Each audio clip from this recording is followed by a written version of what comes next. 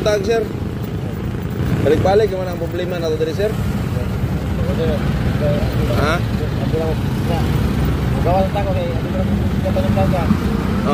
Gawal ta ko. Sir, ang atong problema diri sa tibong ko sir. Balik-balik na lang gyud tungod sa inyo ha. Wala mo disiplina sa tinuod lang. Kubalo mo nga ginabawalan mo diri aning crossing inyong magturno pero sige na lang gid mo og kuan, sige na lang gid mo og babadlong sir nga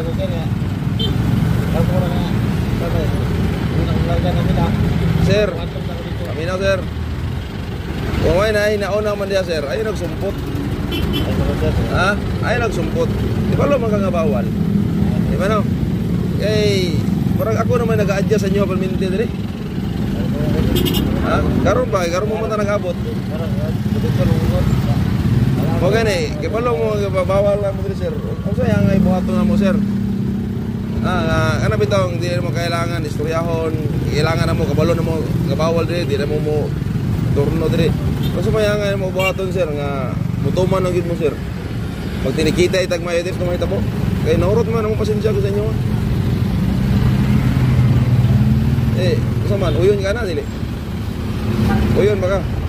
Nga tinikita pag mutungtong mo diri aning crossing. Nga magba mo diri, magturno mo diri, dikit diretso mo na yung gusto bayta mo. Yun baka na dili. Oh, di ka uyon. So tuman ta.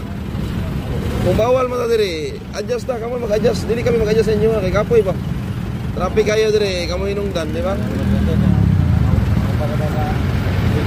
Ay para sa ubal sir, kay ano, ikaw man ako naabtan diri. So ikaw po isa sa kabadlong mo diri.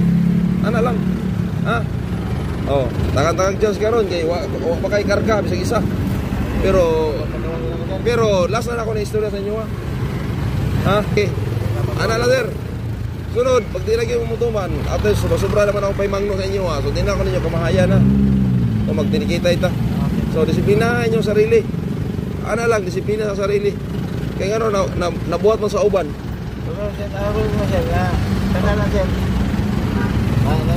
Parking, okay na. Sir, basta mingaw sir, kinatugutan nyo na ako sir. Kay siyempre, masakay maging pasahero. Oh, kung mingaw ang kadalanan. Ayaw lang ang crossing, kay ano, kung naman ko mo na yung crossing, kananggi ka na sa crossing ilyong, pababa din, diyan na sa tunga. Isip magihan man dito sa kilid. Nasabtan mo? Oh, obstruction naman ka. Illegal parking. Dako kayo no parking oh. Di ba kasi napagulpo niya? Ayan na, uban na. Ayan na. Di ba, dakpo niya. Kung kasi na, parking. Badangan nila. Awan ito.